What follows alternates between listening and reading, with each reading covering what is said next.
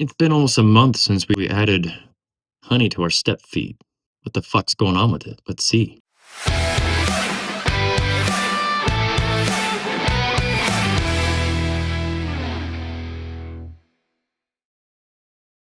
And we're probably going to have to do a lot of math today to figure out what our ABV is. But the last time we checked on this was September 14th. Today is October 10th. So almost a month since we added honey to this. Doing a visual inspection, I see the cherries have lost almost all of their color, which tells me it's in the actual wine.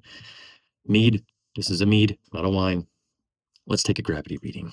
Punch down underneath the fruit cap. Oh, yes. It is already looking cleared, which is telling me fermentation is done. Well, as done as we want it to get, because this, like I said, is a step feed. It is most definitely done. Or, for the most part, we're looking at 1.002. Okay, so now what we're going to do, I'm not pouring this back into here because we're racking this bad boy today.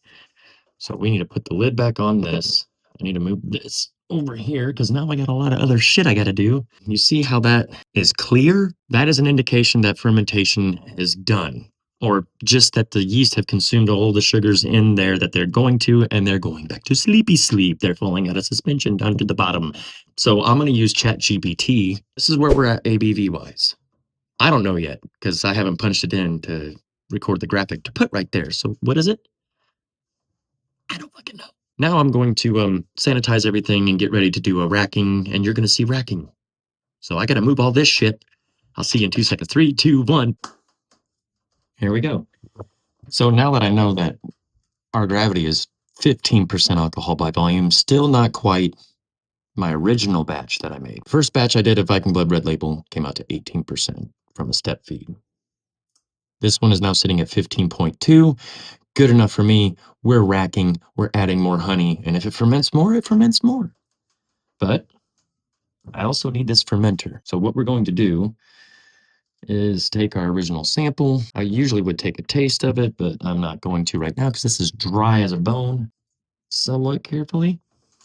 This goes back into the sanitizing fluid, and now I'm going to do a time lapse of racking this, adding honey, and I'll see you after that to let you know what our gravity is.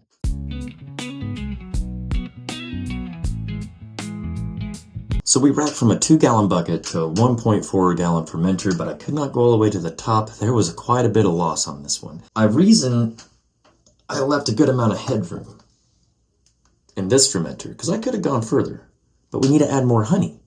And then we're going to mix this, and then we're going to let it sit off to the side and forget about it again. So 1 pound, 8 ounces of honey. See, this is why I left headroom. So we put 1 pound, 10 ounces. It's really like 1 pound, 9.6 ounces, but rounded up, we got to stir. So 1 pound, 9 ounces, that should put me at right around like 1.050, 1.045, something like that. But I want to be careful stirring this time because primary fermentation is done. There still is gases in this, but this is, we have racked into secondary. So stirring and trying to dissolve honey, you need to do it gently. You do not want to incorporate oxygen into this. Now, we don't need to worry about vinegar because we're above the 10% threshold for acetobacters to take hold and turn this into vinegar. But we do need to worry about oxidation or oxygenation, whatever way you want to say it. We don't want to oxygenate this. Shit. I didn't take into account gravity readings. Or for a gallon. This is almost a gallon and a half. So my gravity reading is going to be way off. It's not going to be 1.044. We may have to add more honey. Never mind. I was damn near dead on. We're at 1.044. Okay, so what are we going to do with this now? Absolutely fucking nothing. That's what we're going to do. We're going to put a lid on it. Put an airlock on it. All right, lid on, airlock on. What are we going to do with it? Nothing. It's going to sit over there, and it's going to sit there for a while until I feel like doing another reading on it. Thank you so much for watching, making sure that I'm still alive in my basement. We'll see you next time, but make sure you subscribe to the channel because as I see here, over half of you are not subscribed to the channel that watch my content. Subscribe. It's free. You won't miss any updates, especially if you want to make this Viking blood because we're in the home stretch now. It's done. We just got to let it clear. So make sure you subscribe to the channel. You won't miss any updates on this, and you'll see part 4, which yeah, there'll be a part 4 of me bottling this. But as for right now, it's going right here,